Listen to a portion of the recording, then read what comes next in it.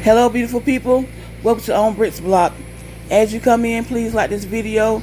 It will help me out greatly. Thank you very much. We are on season 2 now, y'all, of Why the F Did I Get Married. We are going to now follow Jillian as she goes through her story, lies he told of her husband Jared. I will be posting the rest of them later. Please follow me as we go on this journey. Part 11, the lies he told. So he makes it to the hospital. He has relieved Coco. She's headed out. I believe she had to go to work that day, but we truly appreciated her coming through. Shout out to you, Coco. He gets on the phone. He calls my parents. He calls my job. He lets everybody know what has happened. And he's there. He's present. At that time, he was the husband that I needed him to be. It came back that I had broke my ankle in 3 different places. All of us knew that surgery was going to have to happen. Surgery had to happen before I had the baby. This happened mid-October, and I was scheduled to give birth on November 15th.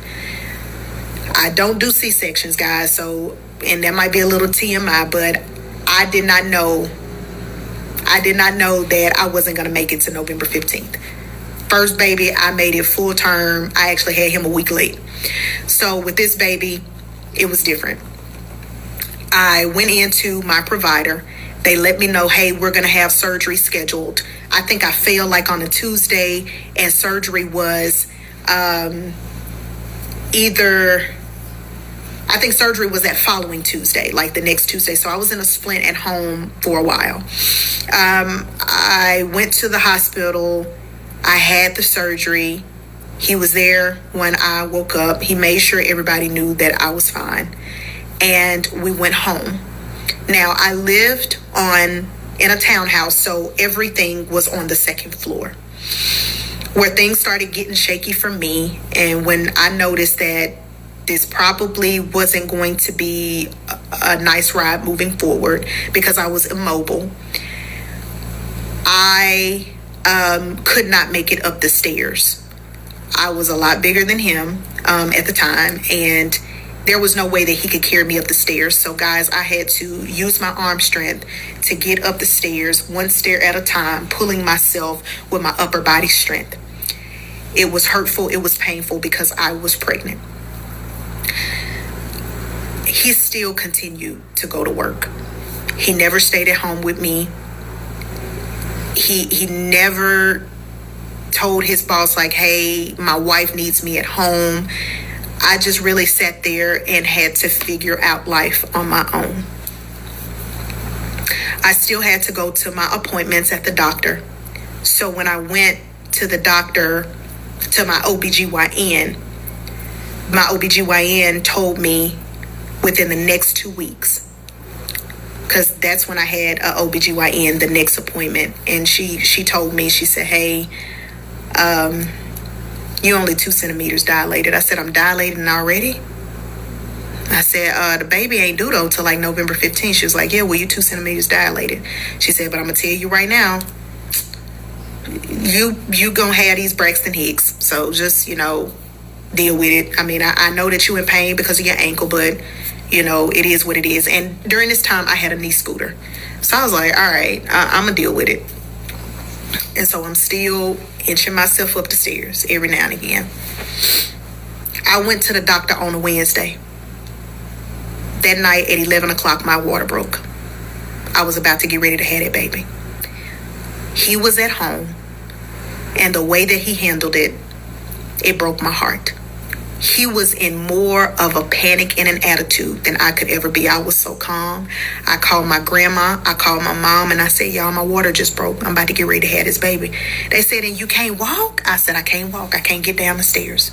Called the ambulance. 4 of the most gracious men came, and they said, we're not going to drop you. We got you. I was so scared. I had so much anxiety because I had already had anxiety from falling down those stairs, and to be taken down on a stretcher, pregnant, water broke, my husband all over the place, just a lot. I didn't even have my bag packed to go to the hospital. So I make it to the hospital. You know, during COVID, there were certain restrictions. There was no way that it took my husband 4 hours to get to me while I was sitting in the room by myself going through those contractions. I have no idea where that man was for 4 hours. No idea. I sat in the room, and it was like the emergency room. So I sat there by myself, having those contractions. They could not give me anything. They could not give me anything because I was on blood thinners. I did not have an epidural. I had that baby just as natural, and I suffered through all of those things. All of those things. They finally put me in a room. There was no doctor in the room, but there was a nurse in the room and a nurse that was in training in the room. At around 3:30, my beautiful baby boy popped out with no doctor in that room and rolled on that bed. And he was at the bottom of the bed to catch it. And as soon as he caught that baby, he fell out. Fell out.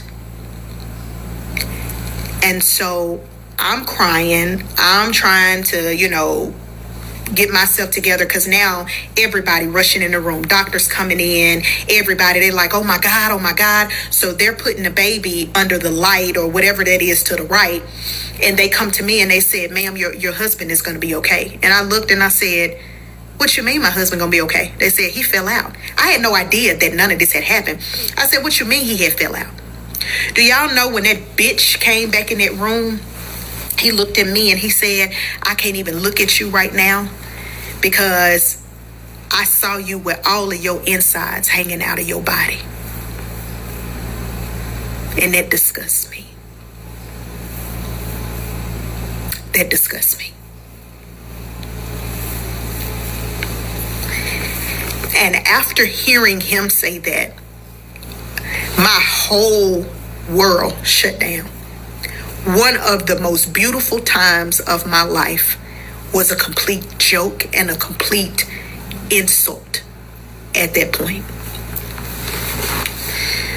That man got on that couch to the left of my bed and he slept for the rest of the night. And I sat up and I looked at that beautiful baby. And I knew then that this marriage was not going to last longer at all. Because how could you say that to me after having your first baby? How could you say that to somebody? You gagging, you making the same, doing that while telling me. That's the most fucked up thing that you could tell a mother that just could have lost her life for bringing life. How could you do that? I'm on a knee scooter still. My ankle, messed up. He left that next morning and he went to work. I was there by myself with the nurses. And I knew that I was in good hands because I was at the hospital. You always in good hands when you're at the hospital. But shout out to those nurses because they helped me. I appreciate that. So he would come back after he got off of work and everything, but it wasn't the same because he told me prior that he had FMLA. Then, part 12, the lies he told. So, I contacted the job, his manager at his job, and they did not know that I had the baby. They told me that, hey, we will allow him to have as much time as he needs off, but he would need to let us know this type of information because he hasn't said anything. We knew that you were expecting. We just didn't know that you had already had the baby. I said, okay. He said he did tell us about the ankle, but he never told us anything about you having the baby. But congratulations. I said, thank you so much. He got upset with me for calling his boss. Why would you do that? Why would you call up there? I need this job. I said, what is the problem? Like, you have FMLA. Why didn't you submit the paperwork? He went all around the world about, I did submit it, and, they told me that I hadn't been there long enough to get it, yada, yada, yada. But they told me that I could use my PTO days. Now, I do know that sometimes you do have to be on a job for a little minute before you can do FMLA. Now, I don't know about restaurant jobs, but I know in corporate America, you can't just get a job there and be 7 months pregnant and then expect for them to give you FMLA in 2 months. It really don't work that way. But, and if your job do it, don't knock mine, because mine don't do that. But anyway, so I believed that. I was like, okay, no problem. So I get out of the hospital. We get home. It should not be a surprise that he never did get up with the baby at night. I slept on the couch. When I slept on the couch, I would get up with my knee scooter when the baby cried. I would go to my little baby breezer, make him a bottle, give him the bottle, burp him, go back to sleep. I did that tirelessly until I couldn't anymore, until I really didn't need the knee scooter no more, none of that stuff, okay? So I had him on October 29th. My mother and my aunt came into town for Thanksgiving. They came in, they helped me, they did laundry, they did, running errands for me, like if I needed something. They just really came through in the clutch. My mom, she couldn't come as soon as I had the baby, but I am appreciative of when they were able to make it, because they stayed with me for quite a bit, and I really, really appreciate that. He cooked a wonderful Thanksgiving dinner for us. One thing I did tell y'all, he could kick his ass off. He really could. So he did that. We fellowshipped, we ate, we communed with one another, and then, they left. When they left, I pretty much was stuck, because I said, shit, my help gone now, because he was still getting up, he was still going to work, still getting up, still going to work. My sister ended up coming in town. Now, before I tell these details about this story, I want to make sure that y'all do understand that my sister is not a violent individual. Between the two of us, I can get with you. I really can. And my sister is the sweetest, most patient woman in the world. And this is also going to be hard for me to tell, because my sister has never, ever, ever seen me the way that she saw me that day. So my sister comes into town. I had a couple of visitors over when she was here, so that they could see the baby. Like I said, this is December 2020. We're still in COVID. So I had just a couple people over there. One night, I was on the phone with my cousin. Me and my cousin, we worked together. And me and my cousin, we were discussing something. And I am a big, big motivator, like encourager. And if you put this shit on, I'm going to let you know you don't put this shit on. And my cousin, he a noob. So obviously I made some sort of,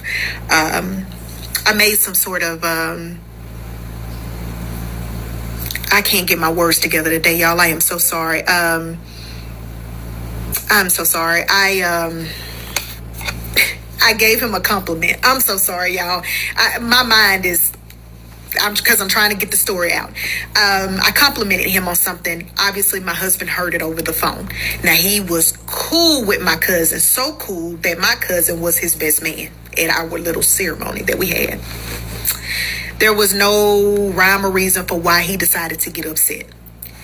My husband came in. I said, babe, hey, I'm about to Uber eat some Popeyes. What you want from Popeyes? He was like, give me a minute. I'm going to let you know. I'm still on the phone with my cousin. I let my cousin go. Me and my sister, we're discussing the conversation that I had just had with my cousin.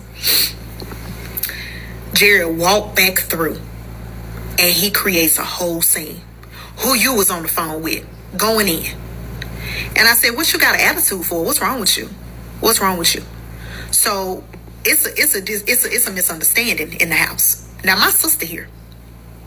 One thing you're not going to do, you're not going to embarrass me in front of family. If there's an issue, Let's go to the room. Let's talk about it. Don't act no fool in front of my sister because you'll get your ass slapped. You know, when it come down to my folks, don't do that. So I look at him and I say, man, what the fuck wrong with this man? What is going on? So I look at my sister look at me, and I said, I don't know what's wrong with him. He stormed out the door. He got his book bag on. I'm leaving. I said, so where you going? I need some space.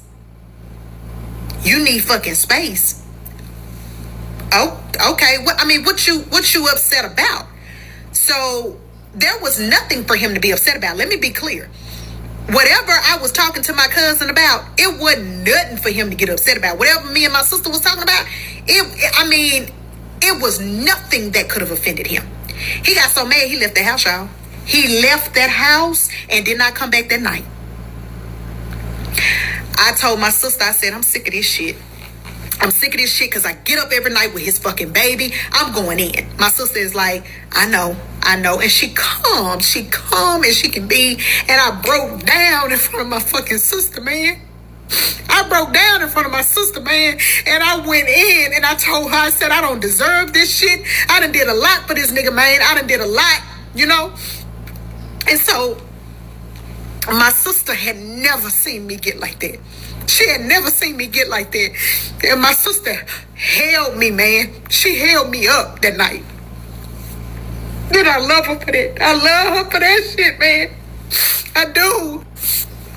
So I called him that night and I said, man, where you at? Where you at? Oh, I got a room. You got a room? I said, what you going to get a room for? I told you I need some fucking space. I need some space. So my mind is everywhere because we just went from babe, what you want from Popeyes, to you walking in acting a fool about something so small. And y'all, to be honest, I don't even remember what it was, but it wasn't nothing for him to get upset about. And he stormed out that door and he did not come back that night. The next day, it might have been around 1 or 2 o'clock. I called his phone and I said, what are you doing? He said, I'm at the barber shop. I said, you at the barber shop? One thing about him, that nigga went to the barber shop every week. I said, you coming home? He said, I don't know. I ain't thought about it yet. I said, I tell you what, I'm finna call your motherfucking mama and you can come get your shit out of my house. He said, bet. You don't never tell me bet. Part 12. Part 13, the lies he told. So, after he told me over the phone he didn't really know when he was going to be coming back to the house, he also told me in that conversation that he had to go to work. So there was no way that he was coming back at that point in time when I needed him to. I don't know why I pushed the issue, but I did. And I told him, I said, you know, hey, I'm going to call your mama. I called his mama. I said, are you at work today? She always had an attitude with me. Always. Never liked me. I said, are you at work today? And she said, no, I'm off, but what's up? I said, so I'm putting him out. I need you to probably come and get some of his things because I'm at a point right now where if you don't come get it, I'm going to start putting it in trash bags because I did put them in trash bags. And I said, I'm going to start throwing them down the stairs. And when it makes it outside, it's going to be up to all these neighbors to have a free pick of all these J's that I done bought him, all the clothes that I bought him, watches that I've got him, just the things that I know for a fact that people would probably want for free. So if you don't want that to happen to your baby boy, you might want to come and pick it up. And I said it just like that. She said, bet, give me about an hour. I'll be over that way. I said it so calmly. What she didn't tell me was that she was going to be coming with a friend. And what she also didn't tell me is that she had contacted Jared and said, I'm on my way to that girl's apartment. You might want to meet me over there because I'm also going to call the sheriff to accompany us. Why did you need the sheriff to come? I told y'all the bags was going to be at the door. You didn't need to bring nobody to me. So sheriffs come, they knock on the door. I ended up getting into a whole argument with her from the balcony And we going back and forth. I'm calling her a bitch. She calling me a bitch. He shouldn't have never married your stupid ass. I told you that, I told him that you wasn't shit. I knew that you was going to do him wrong and all this type of shit. And I said, do him wrong? Bitch, I done paid for more shit than you probably done bought in your whole life. I went off. Everything that he had ever told me about her, about how, she was a young hoe, all that type of stuff, I had went off. I said, and Pop done told me, because I said his real name. I said, and by the way, Pop told me that he didn't even know if Jared was his motherfucking baby back in the day with your hoe ass. I'm going in, bro. I done went for the juggler. Do you hear me? And so she was like, he said that? She going in. That motherfucker ain't told you that. So I called him on the phone. I said, man, Cece over here acting a fool. She over here, because now mind you, I'm going with the tag name. I said, Cece over here acting a fool, bruh. You better come get your baby mama before I kill her. I'm saying all types of stuff. And he was like, calm down, daughter, calm down. What he done did. I told Dad everything. Now, I'm on the phone with him while I'm sitting on the balcony. She's still down there. Yeah, bitch, I bet you won't bring your ass outside. Now, her friend hyping the shit up. She ain't gonna come with that fucked up ankle. They down there acting in. They going in. And I told her if I ever catch her in these streets, she ain't got to worry about it. There won't be no talking. It won't. So, sheriffs pull up. They say, ma'am, we understand that you don't want to let her in. But please let him in because he wants to verify that all of his things have been placed in these garbage bags. He want to make sure he want to do a walkthrough to make sure that nothing else in this house is his. Because obviously you guys are about to go into a separation mode and we are just here to make sure that he gets all of his things. I said, I have no problem with that. I go downstairs myself because by this time, if I can remember correctly, I'm in a boot. This was in December now. So I go downstairs and I let the sheriff in and I let him in. And I slammed the door in the mama face. She, let me at that bitch. Acting a fool outside. Do you know that bitch had the audacity to get on top of my government car and start twerking? And her friend recorded it. Why would you do that? Just stupid. So he comes in. He goes through. And he said, I believe I got everything. He did take like something that was in the bathroom. It might have been like a bag that had like cologne or something in it. But he pretty much took everything out of it. And then they left. And that was it. He did not say anything to me about the baby. The baby was actually in the home. He didn't kiss the baby. He didn't say, bye, son. None of that shit.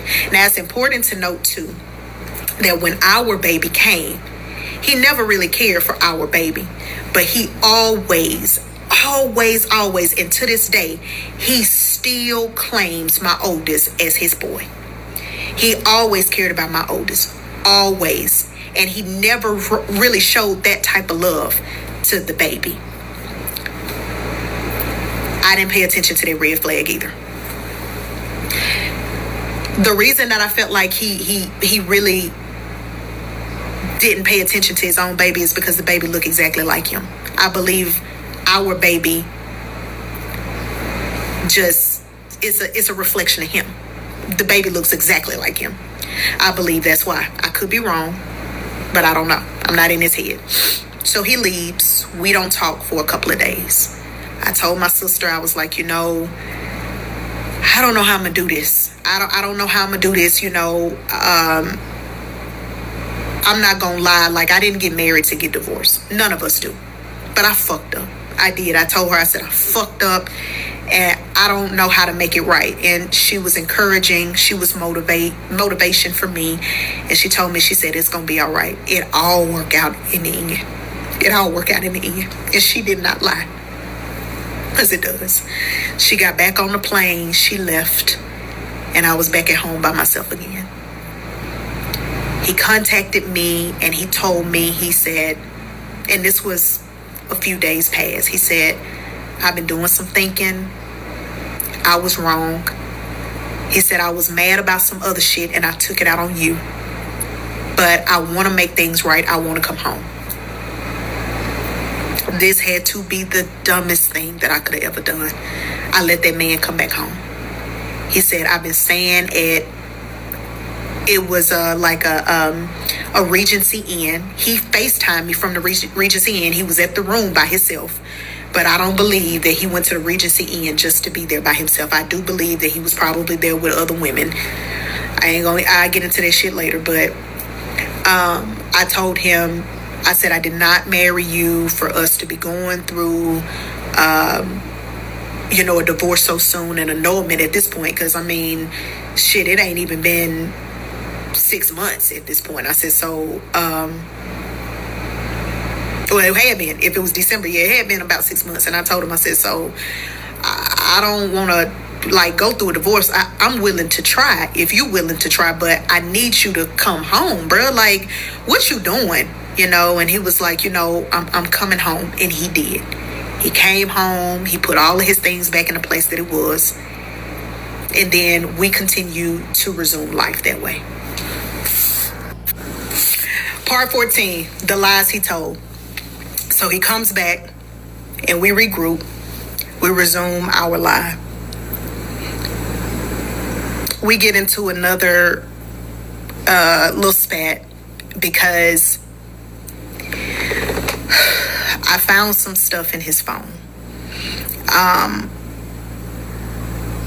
Remember I told y'all previously about Erica. When he came back home, I looked through his phone. Most women look through messages. Most people look through pictures. Some people look through browser history. I look at bank statements. I look at Cash App. I look at Zelle. I look at all that shit. So I went through his Cash App. And Erica was named Erica in his phone. Picture was there and everything. The woman that he told me was a stalker bitch. She had requested a $40 Cash App, and the reason for the Cash App was wasted gas. This was on one of the nights that he claimed that he was staying in the Regency Inn. On top of that, I found messages with them, and she was saying, why you didn't answer the phone? What the fuck you doing? You want me to come or not? So it was obvious at this point that he was cheating on me. I confronted him about it. I said, why was she requesting $40 for gas, for wasted gas? I said, where was she coming to? He said, I told you that bitch crazy. I said, well, what about the text messages? He said, I don't know what you're talking about. I said, well, open up your phone right now. Let me show you, because I seen the shit this morning. When that man opened up that phone, the messages were gone. Completely gone. I said, so you wiped your whole fucking phone clean when you got up? Damn, that's crazy. You must have knew I had went through your shit. He was like, why the fuck you going through my phone anyway? I said, why the fuck is bitches requesting $40 for wasted gas? Why? And why would it be the stalker bitch? That's not making any sense to me, Jared. I don't understand. So we had a spat right before Christmas. We got into it real bad. And so he woke up on Christmas Eve and he said, let's get out of here and let's take the baby down to my dad in Lufkin. We left that morning and I was so excited to see Pop, because I told y'all that's the realest nigga that ever was born. I got down there, and at this point, y'all, my mind, my body, I was just in a different world. Because at this point, I realized that I was going through postpartum depression, and I was also having some thoughts, and you guys know what kind of thoughts. Because I was dealing with a baby full time, basically on my own. I was dealing with shit in the marriage with him. Found out he was cheating. And then it really wasn't nothing that I could do to wrap my head around how the hell I got here so fast. Because I'm telling y'all, I did the dumbest shit in the world. All of this shit, now that I'm replaying this back and telling y'all my story, this is some shit that you see and that you look at the next woman and be like, girl, I'm so glad that ain't me. But it was me. And it hurt, man. Because all of this could have been prevented if I didn't even call that damn place back. It's my fault. It's my fault. So we go down there to his dad. And, his dad is so happy. We got pictures of him holding the baby. And they're so sweet. He's so sweet. And so we stay down there. And we get a hotel and everything. And we stay down there with them. We come back. He goes back to work. Things happen like usual. On December 30th, this definitely ain't gonna look too good for me. On December 30th, I went to Don McGill Toyota in Katy. He had been driving my 2018 RAV4 so much back and forth to Sugar Land. I noticed that when he would put a vehicle, whether it was mine or his, in reverse, before it would stop rolling back, he would hike it and drive. So therefore, it would, it's like a bounce thing. I know that that's bad for your car. I don't know nothing about cars, but I know that's pretty bad for your car. So it felt like my truck started missing all of a sudden. So I told him, I said, hey, I'm finna go. Me and the baby, we're going to Don McGill, and I'm going to see if I can get another truck. He said, okay. All right, let me know, babe. He was at work, or allegedly at work. I go down to Don McGill. I'm down there 4 hours tops. I come out with a brand new 2021 Toyota RAV4. Beautiful. I get home, park it in the garage. I said, babe, I got a new truck. Life was, at that point, in my opinion, my life was going okay. It wasn't the greatest, but it was okay. I had my husband, half of a husband. I had a new truck. I had a new baby. My oldest was on point. Like, everything was everything. He's still paying bills, y'all. Still paying the bills. So he comes home and he was like, babe, I'm so glad you got a new vehicle. He said, because to be honest with you, my shit is on this last leg. Now, he had a 2018, maybe, Nissan Altima. It might not even been an 18. It might have been like a 16 or 17. It was older. I remember it. It smelled like weed because he smoked. It was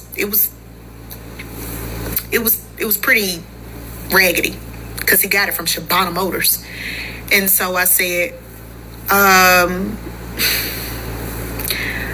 about you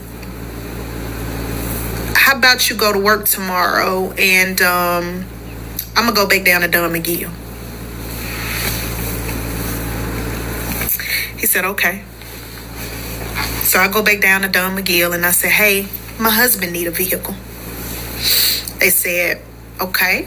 What kind of vehicle does he have? I said, he has a 20 whatever Toyota Nissan Altima. I said, he said, well, can he bring it in? So he brings it in. He worked at morning shift, so he brought it in. And they took a look at it and they said, we can get you in a car today if you want to. He said, okay, cool. Now, mind y'all, in one of those parts, I told y'all his credit was outstanding, allegedly. We get there. He gets there.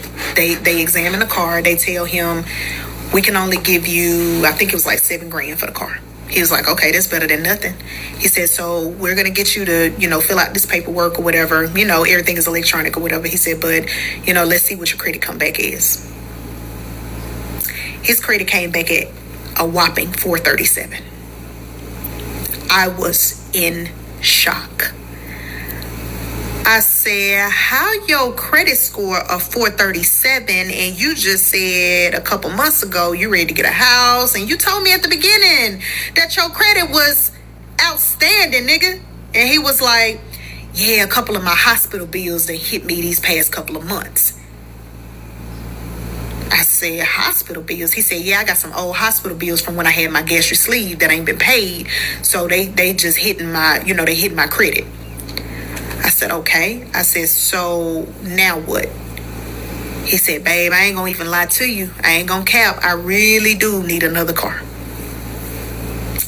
Y'all know exactly what's next. I co-signed for that man to get a brand new 2021 Toyota Camry. I really wish I still had the picture so that I could show y'all the picture of us with 2 red bows on those vehicles. Both black, both brand new, no miles on it. Now we're moving to the next part. Part 15, the lies he told. So we leave the car lot. We make it home. Both of us are ecstatic because we have brand new cars. And I told him, I remember specifically saying to him, listen, I put my name on this car for you. I know how important it is to have good, reliable transportation to go to and from work. So don't fuck me over. If it ever comes to a point where you cannot make the payments on this car, let me know. Because, of course, since he's paying the household bills, I said I will step in and I will chip in on whatever it needs, whatever happens. And so he says to me, babe, I got you. I would never fuck up your credit. I would never do that. It is important to note that when I signed for the car, the payments were $723 a month on a Camry. His car note was higher than my RAV4 note. I had a good trade-in, not so much him. I know, I believe the lies again. You'll see how they fucked me over in the end. So, I told him, I said, next week I am going to start looking for a rental home. Because at this point, I knew that he couldn't get a house based on his credit score. I had just bought 2 vehicles on my credit, so I knew I probably wasn't going to be able to get as much house as I wanted to for the amount that, I could get pre-approved for. So I didn't even think about buying a home with him. I said, let's just do a rental. And that's what we did. We started looking at rental homes on Zillow. I would send them to him while he was at work. And I would say, hey, I like this one. I like this one. And so me being the person that I am, I said, since you travel very far to go to work, let's try to find a home that's closer to your job at Fish City Grill. He was making good money there, as I thought. And I just assumed that he was going to stay at that job. I did not know that in the next 6 months, he would no longer be at that job. We found a rental home in Fresno, Texas. It was for $15.95 a month. It was 3-bedroom, 2-bath. Beautiful home. My cousin lives a street over, so it worked out. Also, my cousin and his wife that tried to help us like with premarital counseling or whatever, they lived in Iowa Colony, and so we were down the street from them. We had already said, hey, y'all gonna be the godparents to our baby, and they were. So I was excited. At townhouses or apartment complexes, you have to put in a 60-day notice. So I put in a 60-day notice, made sure the mail was forwarded out there, all of that good stuff. Now, I was set to go back into the office. I had got a promotion at my job. I was set to go back to work at the end of February, but I asked my new boss, is there any way that I could come in to the office after I move into my new home? He said, yes. I got the babies a daycare out that way, and we moved in, and life started from there.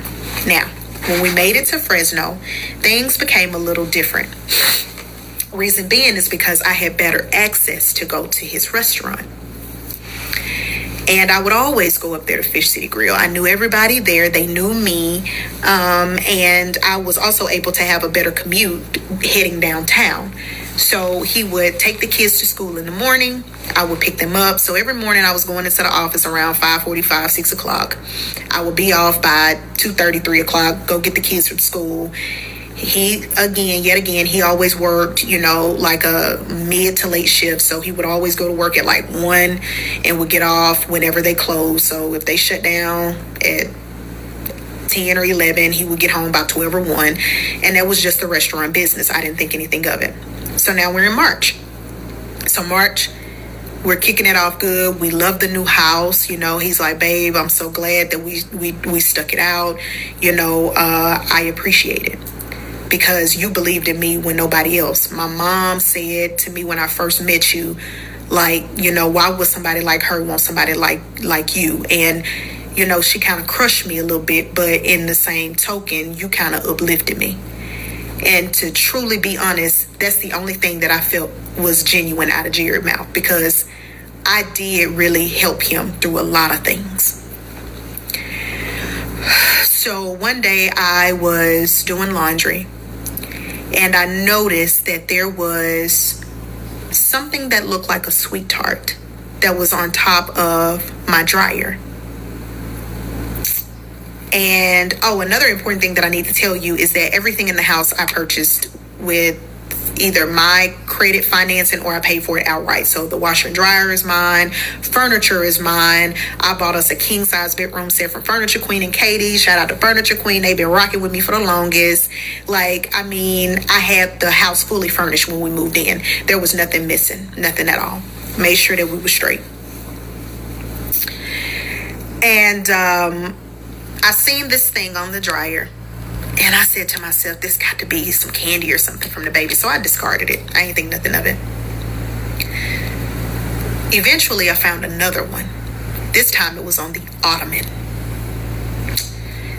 And so I'm like, damn, what is this? Like, is my oldest bringing like candy home from school or something? Like, what is this?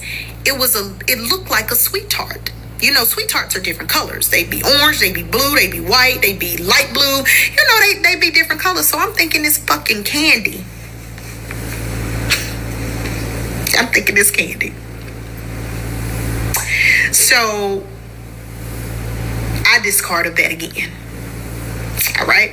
So now,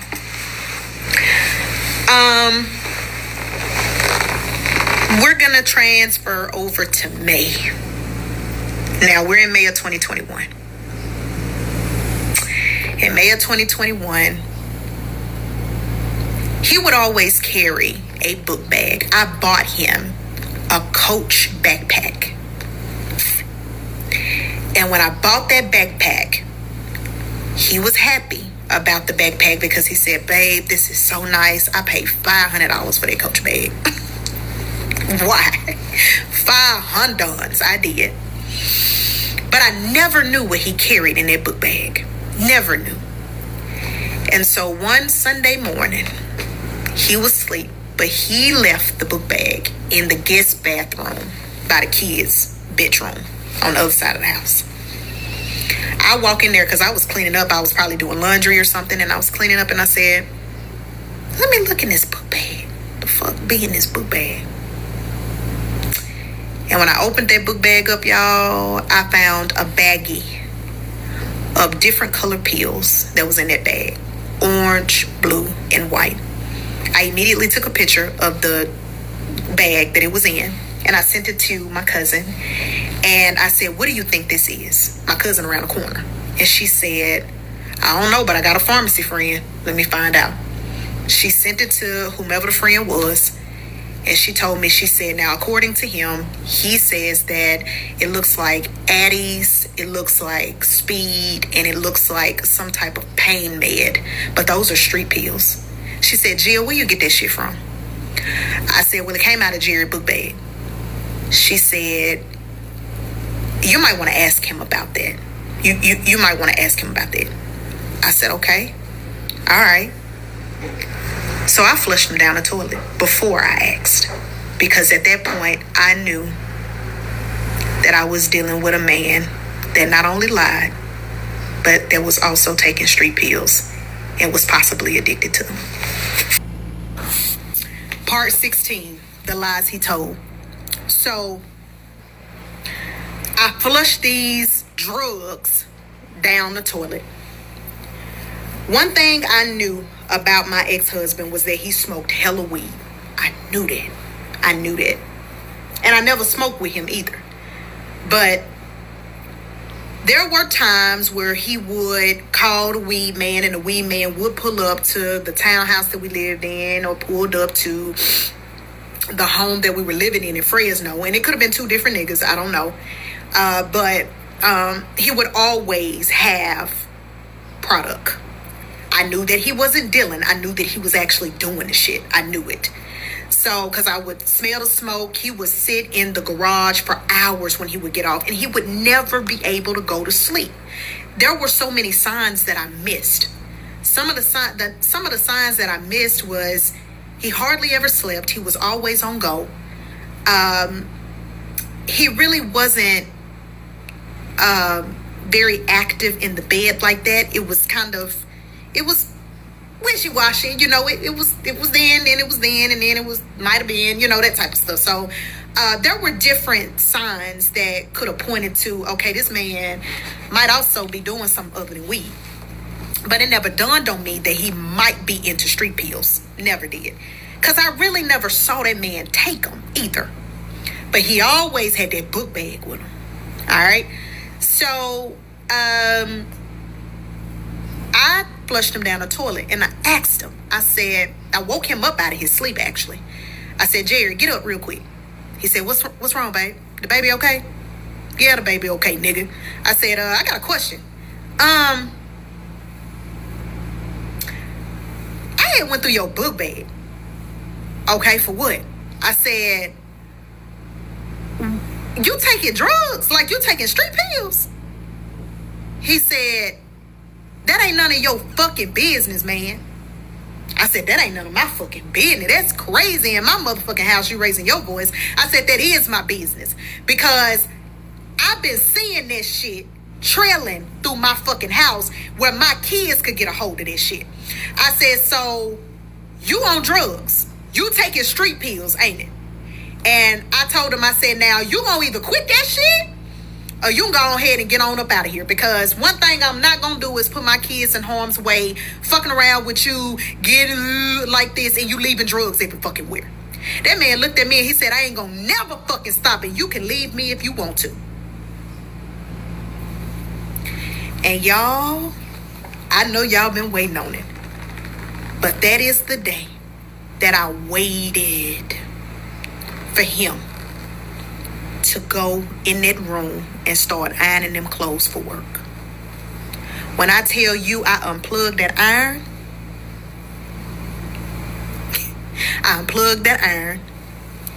and I put that iron on the floor. He said, what you doing? I picked up that motherfucking ironing board and I beat the fuck out that man in my baby's bedroom. I said, because what you not gonna do is you not gonna fucking disrespect me no more. Don't raise your fucking voice at me. I'ma beat your ass every time, bitch. And I meant that shit. I meant it, y'all. I really did. I beat that man with that fucking ironing board. I did. And I called my mama. And I told her, I said, I beat Jared ass with the ironing board. She said, don't do that. Don't get yourself so mad that you do something like that. I said, man, fuck that nigga, man. Fuck that nigga. So I tell her, I say, mama, he on drugs. He on drugs. So now we know that he lied. He on drugs. He go to work that day. He don't come home. Now this is the pattern that he starts of coming home and just leaving out when he want to. Don't know where he at. Can't get a hold of him on the phone. He just coming in and out when he want to at this point. This is May of 2021. At the end or close to the end of May, my oldest at the time, he was getting ready to graduate pre-K and he was going to kindergarten. Mind you, I told you that both of my kids, I found a good daycare for them. So in August, my son was transitioning to the elementary school outside of that subdivision that we were in. So his pre-K school had a graduation ceremony for him. I would have never thought that my ex-husband would have missed this, but he did. He said, babe, I got a lot of people that done called out today. I'm not going to make Walker's graduation. I said, all right, man, that's cool. Part of me didn't want to really go by myself because at the time, me and Walker's daddy wasn't seeing eye to eye, and he was a little jaded because I had another baby, and, you know, he still loved me a little bit, but he married now, but, you know, I love his wife. I love his wife. So I go to the graduation, and I sit through it. I'm happy. I'm proud. Walker goes with his dad for the weekend because it was a Friday. And I decided that I was going to go up to Fish City Grill to get me something to eat. Me and Jared, we not on the best of terms, but I said, you know what? I'm going to go up here. I went up there, and as soon as I hit that door with that stroller, one of the best servers that was there, she was the sweetest thing. I don't even remember that baby name, but she walked up to me and she said, Mrs. Such and Such. She said, how you doing tonight? I said, I'm good. And she had a look of confusion on her face. I said, where's my husband? And she said, he got off 2 hours ago. It was like 6:30 in the evening. I said, impossible. He missed my son's graduation because he said he was going to be working. Y'all didn't have enough people on shift. She said, oh, we have a full staff tonight. He told us that he was leaving for the night about 2 hours ago. So 2 hours ago would have been like 4:30. The graduation started at like 5. So I said, oh no, boo, let me call him. So she's standing right there. The restaurant packed. It really wasn't even nowhere to sit in there. So I kind of pull over to the side of the door. I make a phone call. He don't answer me. Doop. Called again. Doop. Forwarding my calls to voicemail. I said, baby, do me a favor. Bring me y'all restaurant cordless phone. So I called him from the restaurant phone. He picked up on the first fucking ring. Hello, this is Jared. I said, where the fuck you at, man? Where you at, nigga? Babe, wait a minute, babe. I had to go to Sam's to get something for the restaurant. I said, you a motherfucking cold case lie, bitch. I said, these people done told me that you done got off 2 hours ago and you missed Walker motherfucking graduation for what? Where the fuck you at, man? And I'm going in the restaurant. The lady said, Mrs. Such and Such. Mrs. Such and Such. Okay. I said, you lying. You a lying ass bitch. I said, but don't worry about it. I'm going to get your ass when we get home. Don't worry. I got you. I hung up that phone. I said, baby, I appreciate you. She said, can I get you a water? Can I get you a salad to go? Can I get you anything? I said, babe, I don't have an appetite. That man done lied to me. I said, is there any chance that y'all would have needed something in their kitchen? Any chance that y'all would have needed something in their kitchen? And he might have went to a local Sam's or a Kroger and got some ingredients or something, because that's what he told me. She said, ma'am, Jared told us that he was going home for the evening. We are not expecting him to come back. He is gone. When I called him on that cordless phone, I could hear the wind gushing in the background like he had his window down in his car. So he was off for sure. But I have no idea where he was or who he was with or what he was doing. According to him, he was going to Sam's Club because the restaurant needed something in the kitchen. Thank you for watching the video. I'll be back later with more. Have a great day on purpose. Love you all. Mwah. She got the news, the stories. Come over here.